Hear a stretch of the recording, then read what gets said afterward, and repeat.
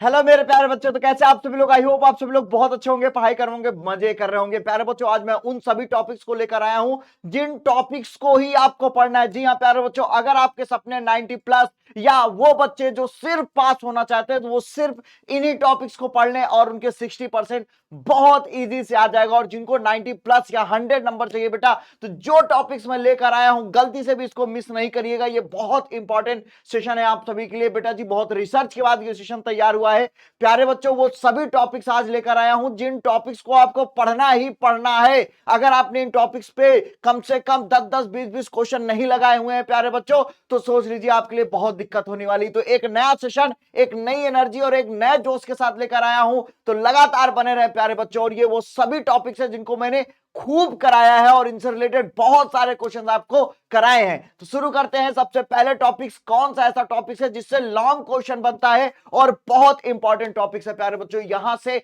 8 number के question बनते हैं, यहां से 5 नंबर के क्वेश्चन बनते हैं। तो सबसे पहला टॉपिक है तुल्यता संबंध अर्थात इक्विवेलेंस रिलेशन। जी हां बेटा, तुल्यता संबंध अर्थात इक्विवेलेंस रिलेशन की बात करें तो वो एक ऐसा रिलेशन है जो स्वातुल्य, सम्मित और संक्रामक होते हैं, उनको हम लोग तुल्यता संबंध बोलते हैं। तो इस पर कम से कम 15 से 20 क्वेश्चन आप जरूर लगाएं, क्योंकि यहां से 5 या 8 नंबर के क्वेश्चन बनते हैं प्यारे बच्चों। एक और आच्छादक टॉपिक भी है जहां पर से आपको बहुत सारे क्वेश्चन लगाने होंगे, उससे 5 नंबर के क्वेश्चन जरूर बनते हैं। जी हाँ प्यारे बच्चों, अगला टॉपिक आपका क्या है?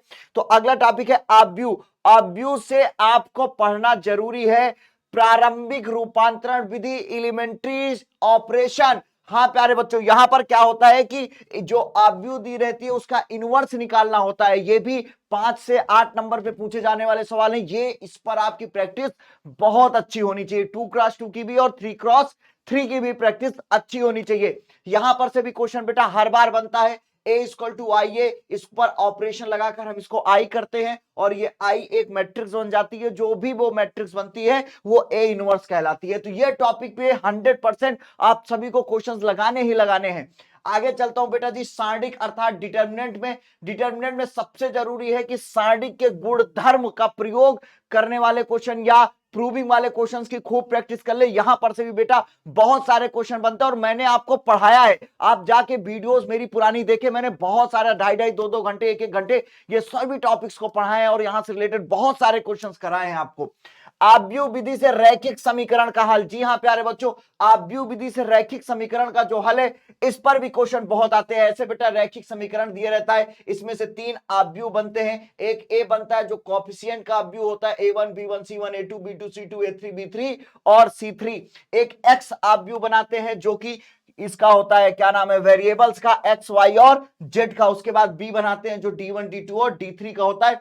यहां से x equal to A inverse B करते हैं और ए इनवर्स दुनिया जानती क्या होता है, 1 upon determinant of A adjoint of A. प्यारे बच्चों ये बहुत इंपॉर्टेंट है। यहां से भी 5 से 8 नंबर के क्वेश्चन बनते हैं। यहां से तो ये तो 8 नंबर के क्वेश्चन पूछे जाते हैं।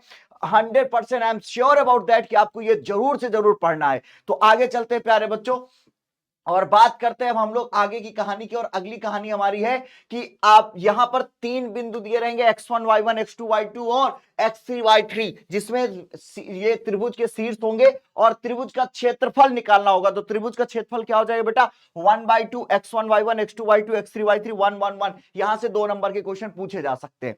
आगे चलता हूं बेटा, संतत और अवकलनीयता में तुम्हें क्या पढ़ना है, मैं ये नहीं कह रहा हूं सिर्फ यही पढ़ना है, इसके अलावा भी बहुत सारी चीजें आपको पढ़नी, वो मैं बताऊंगा। पर बहुत अच्छे मार्क्स अगर चाहिए तो ये टॉपिक से 100% क्वेश्चन बनता ही बनता है हर साल। ये ऐसे जनरल टॉपिक से लेकर आया जिसको अगर आपने नहीं पढ़ा है या बहुत अच्छी प्रैक्टिस नहीं है तो जरूर कर लें। ये 100% श्योर वाले टॉपिक्स हैं बेटा। संतत और अवकलनीयता में यदि दिया हुआ फलन f(x) किसी बिंदु x बराबर c पर संतत है, तब k का मान ज्ञात करें। जहां पर k का मान निकाला जाता है या लैम्डा का मान पूछा जाता है, ऐसे सवालों की प्रैक्टिस कर लें। 5.1 मैंने कराया है, जाके वीडियोस देखे, बहुत इंपॉर्टेंट है। क्वेश्चन यहां से भी बनते हैं, 5 नंबर के क्वेश्चन यहां से बन जाते हैं। बात करते हैं बेटा जी लघुगणकीय फलन y बराबर gx की पावर fx, जो फंक्शन की पावर फंक्शन, फलन की पावर फलन, मतलब जहां पर हम लोग लॉग ले सकते हैं, ऐसे क्वेश्चंस की प्रैक्टिस कर ले। यहां से भी क्वेश्चन बनते हैं बेटा जी। और एक और होता है जिसमें y बराबर थीटा दिया होता है, x बराबर थीटा, वहां dy बाई dx निकालना होता है, उसकी भी प्रैक्टिस आप लोग जरूर कर लीजिएगा। एग्जाम्पल के तौर पर मैंने समझाया भी है इसको। बात करते हैं अवकलनीयता अर्थात डिफरेंशियबिलिटी, यही इसी में का है। अवकलनीयता डिफरेंशियबिलिटी के भी क्वेश्चंस लगा लीजिएगा दो चार, जिसमें left hand derivative right hand derivative के जब बराबर होता है तभी वो अवकलनीय होता है, अदरवाइज वो अवकलनीय नहीं होता है। इस पे भी क्वेश्चन कर लीजिएगा। अवकलज के अनुप्रयोग पर अगर मैं आऊं तो अवकलज के अनुप्रयोग पर मैं आपको कुछ बताना चाहूंगा। अवकलज के अनुप्रयोग में बेटा परिवर्तन की दर रेट ऑफ चेंज के भी क्वेश्चन जरूर लगाइएगा, एनसीईआरटी के लगाइएगा और एनसीईआरटी के एग्जाम्पल जरूर लगाइएगा। एनसीईआरटी के क्वेश्चन लगा दीजिएगा, मैंने कराया है पुरानी पुरानी वीडियो जरूर देखें। बात करते हैं इसके आगे, और इसके आगे मैं बताऊं वर्धमान और ह्रासमान, ये आप देख पा रहे होंगे वर्धमान और ह्रासमान पे भी बेटा जी क्वेश्चन करिएगा, एनसीईआरटी के ही करिएगा, बहुत बाहर के क्वेश्चन मत करिए, सिर्फ एनसीईआरटी करिए। मैंने तीन बार कराए हैं आप सभी को, तो वहां पे वर्धमान और ह्रासमान के भी क्वेश्चन आप लोग करेंगे, इससे रिलेटेड भी क्वेश्चन पूछा जाता है। आगे चलते हैं बेटा, आगे बात करते हैं हम, ये मैंने वर्धमान की कुछ तरीके लिखे थे, स्टेप्स लिखे थे कैसे होगा। फिर इसका आगे चलते, इससे रिलेटेड वक्र की स्पर्श रेखा का समीकरण, इस टॉपिक को भी लगाना है, इससे भी क्वेश्चंस आते हैं बेटा। ये छठवां चैप्टर पूरी तरह जरूरी है, ठीक है। ये वक्र के अभिलंब का समीकरण है y minus y one minus one upon d y by d x x minus x one. ये स्पर्श रेखा का समीकरण है y minus y one equal to m x minus x1। अगला टॉपिक क्या जरूरी है जो आपको पढ़ना है, सन्निकट के क्वेश्चन जरूर लगा लीजिएगा, यहां से 5 नंबर और 2 नंबर में सवाल पूछे जाते हैं, सन्निकट के जरूर कर लीजिएगा आप लोग। अब बात करते हैं बेटा जी आगे, ये जो जरूरी है, ये 8 नंबर में सवाल पूछा जाता है, उच्चतम और निम्नतम के सवाल 8 नंबर में पूछे जाते हैं। तो एनसीईआरटी के क्वेश्चंस, एक्सरसाइज के और एग्जाम्पल बहुत कायदे से लगा लो बेटा, मैंने पढ़ाया है, वीडियोस लगातार देखें उसकी, यहीं से क्वेश्चन पूछा जाएगा, इसके बाहर से कुछ भी नहीं आएगा। तो मैं फिर से कह रहा हूं कि इसकी एग्जांपल्स लगा लें और इसकी एक्सरसाइज लगा ले, 8 नंबर का ये क्वेश्चन है और 8 नंबर देके जाएगा। ये टॉपिक एक ऐसा, इसकी पूरी टॉपिक्स की इस पे वीडियो में बना चुका हूं, आप सभी को दिखाया हूं कि ये प्रथम अवकलज विधि है और ये द्वितीय अवकलज विधि है, दो विधियों से लगाया जाता है और इस पर हम लोगों ने क्वेश्चंस किए हैं बहुत ज्यादा। तो बेटा ये बहुत इंपॉर्टेंट टॉपिक है, आप सभी लोग इस पर आज से ही क्वेश्चन लगाना शुरू कर दें, 4 10 20 20 क्वेश्चन, बहुत सारे क्वेश्चन लगा लें। बात करते हैं बेटा समाकलन में, समाकलन में ऐसे तो बहुत सारे 2 4 10 नंबर के क्वेश्चन 2 नंबर के पूछे जाते हैं, पर जो मैक्सिमम नंबर पे क्वेश्चन पूछे जाते हैं, जो 8 नंबर में 5 नंबर में क्वेश्चन पूछे जाते हैं बेटा, तो उनमें से निश्चित समाकलन की ये जो गुणधर्म और प्रॉपर्टी है, ये हर बच्चे को पता होना चाहिए। निश्चित गुणधर्म के क्वेश्चंस लगा लें आप लोग और उसकी गुणधर्म आपको याद होने चाहिए। और एक बहुत बड़ी बात बताना चाहूंगा, इस बार 5 नंबर के सवाल में ना योगों की सीमा वाला समाकलन पक्का आ सकता है, 90% चांसेस है, क्योंकि जब वो पिछली बार हट गया था, जब तक वो नहीं हटा था हर बार उसी से एक सवाल आता था, इस बार भी 5 नंबर के क्वेश्चन में योगों की सीमा का एक सवाल 100% आ सकता है, तो उसको जरूर पढ़ लीजिएगा आप लोग समाकलन में। बात करते हैं समाकलन के आगे बेटा जी, ये जो एक्सरसाइज में डिस्कस करने वाला हूं, अवकलज के अनुप्रयोग। बेटा अवकलज के अनुप्रयोग के बारे में अगर आप सभी को बताऊं तो अवकलज के अनुप्रयोग यहां पे मैंने मेंशन नहीं किया है, पर मैं अवकलज के अनुप्रयोग के बारे में आप सभी से कहना चाहूंगा, एक पेज मिस हो गया है।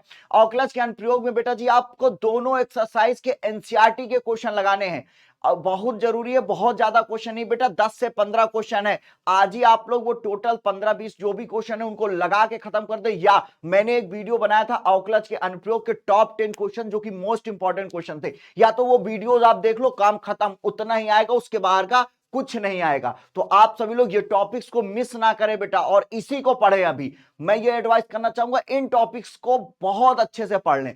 आगे चलते हैं बेटा जी, समघातीय जो अवकल समीकरण है, मतलब डिफरेंशियल इक्वेशन, उसमें समघातीय वाला जरूर कर लें, समघातीय अवकल समीकरण ये जरूर कर लें, ये मैंने कराया है, 9.4 एक्सरसाइज है, 9.5 एक्सरसाइज है। इसके बाद मैं बात करता हूं आपसे 9.6 एक्सरसाइज की, इसके स्टेप वगैरह लिखे हुए हैं, इस पर मैंने वीडियो बनाया है आप सभी को, आज मैं टॉपिक्स दिखाने आया हूं। रैखिक अवकल समीकरण के भी क्वेश्चंस लगा लें, मैं लगातार कहता आ रहा हूं, अंडर एस्टिमेट ना करें, 9.6 के भी क्वेश्चन सभी लोग लगा ले। और बेटा जी 9.4 भी आपको लगाना है, वो यहां पे लिखा हुआ है पृथक्करणीय, जिसको 9.4 एक्सरसाइज कहते हैं, ये भी आपको लगाना है। अब आते हैं हम लोग वेक्टर और 3D पे, तो बहुत ध्यान से समझिएगा आप सभी लोग, ये सब मैंने आपको बता रखा है। मैं बात करने वाला हूं वेक्टर और 3D की, तो जरा आप लोग ध्यान से सुनिएगा, वेक्टर और 3D के बारे में जो मैं आपको बताने वाला हूं, 2 मिनट एकदम कॉन्सेंट्रेट होकर मेरी बात को जरूर सुनिएगा। वेक्टर और 3D के बारे में आपको कुछ बताने वाला हूं। ध्यान से अगर मैं आपसे वेक्टर और 3D के बारे में बात करूं तो वेक्टर में सबसे जरूरी सवाल कौन से हैं? तो सबसे पहला सवाल आता है वेक्टर में। बेटा जी वेक्टर में आपको मात्रक सदिश निकालना बहुत अच्छे से आना चाहिए, प्रक्षेप बहुत अच्छे से आना चाहिए, ये दो तीन है। और आप वेक्टर के लिए सिर्फ एनसीईआरटी फॉलो करें, बाहर से कुछ भी परेशान ना हो, या जो मैंने इंपॉर्टेंट कराया है वेक्टर पे वो लगाएं, उसके बाहर आप बिल्कुल परेशान ना हो। तो बुक से ही पढ़ें। और 3D में एक बहुत जनरल सा सवाल आता है जो हर बार आता है, वो है न्यूनतम दूरी। दो रेखाओं के बीच की न्यूनतम दूरी, ये जरूर पढ़िएगा आप सभी लोग। दो रेखाओं के बीच की न्यूनतम दूरी, न्यूनतम दूरी आप सभी लोग जरूर, ये दूरी का फार्मूला आप सभी को याद हो और इससे रिलेटेड बहुत सारे क्वेश्चंस कर लें। और एक सवाल ये बेटा जी, तीन असंरेखी बिंदुओं से जाने वाला समतल पे क्वेश्चन बहुत पूछा जाता है। तीन असंरेखी के जो एक क्वेश्चन आता है, तीन असंरेखी वाला, इस पर बहुत सारे क्वेश्चंस बनते हैं। ये दो टॉपिक ऐसे हैं जिसको बहुत अच्छे से आप लोग पढ़ लें, बहुत ध्यान से पढ़ लें। एक बेटा जी और सवाल है, आपकी बुक का क्वेश्चन है जिसमें आपको पी का मान निकालना होता है। आपको पी का मान निकालना होता है, दो रेखाएं लंबवत होती हैं, तो वहां पर आप सभी को पी के मान के लिए भी बहुत फोकस करना है, उससे भी क्वेश्चन पूछा जाएगा। बात करते हैं एलपीपी लीनियर प्रोग्रामिंग। तो लीनियर प्रोग्रामिंग तो भैया ये फिक्स होता है कि ये 8 नंबर का आएगा ही आएगा, 8 नंबर का ये आएगा ही आएगा और ये भी आएगा।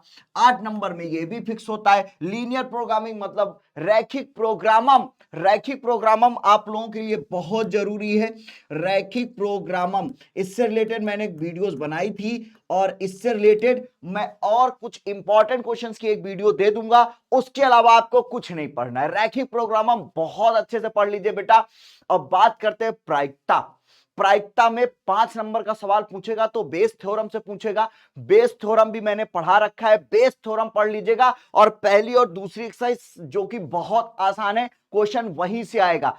बहुत आराम से सेपरेटली ये टॉपिक्स जो मैंने आज बताए हैं इनको लिख लीजिए और इन पर आज से ही लगातार क्वेश्चन लगाना शुरू करिए बेटा, ये बहुत जरूरी है। और लास्ट में एक बात और सबसे कहना चाहूंगा कि अगर आप वास्तव में बहुत अच्छा नंबर चाहते हैं तो आप आज से ही एनसीईआरटी के वो सभी एग्जाम्पल, एनसीईआरटी के बेटा जी सभी एग्जाम्पल आप सभी लोग लगा डालें, लगा लो बेटा। अगर बहुत अच्छा नंबर चाहते हो तो एनसीईआरटी के सारे एग्जाम्पल्स लगा लो और एक्सरसाइजें मैंने कराई हैं उसको जल्दी जल्दी करके 2 क्रॉस में देख के सब खत्म कर लो। अभी बहुत वक्त है आपके पास, पूरा पूरा आपके पास मैथ्स के पेपर के लिए देखा जाए तो 20 दिन है, उसके बीच हिंदी और इंग्लिश का पेपर है। बहुत हैवी सब्जेक्ट्स नहीं है ये, आप बीच में थोड़ा थोड़ा वक्त निकाल के मैथ्स पढ़ सकते हो। तो अगर आपका सपना है 90 प्लस मैथ्स में तो बेटा इन रूल्स को फॉलो कर लो। जिन बच्चों ने मैथ्स कुछ भी नहीं पढ़ी है तो अगर वो भी इनको पढ़ेंगे तो 100% की 70 या 60 प्लस आपके मार्क्स आ जाएंगे। और बेटा आज रात मैं 9 बजे लेकर, सॉरी फॉर दैट, आज रात 8 बजे, आज रात 8 बजे लेकर आ रहा हूं बेटा जी मैं आपको दोनों बुक, मतलब दोनों किताबों से मोस्ट इंपॉर्टेंट क्वेश्चंस लेकर आने वाला हूं बेटा।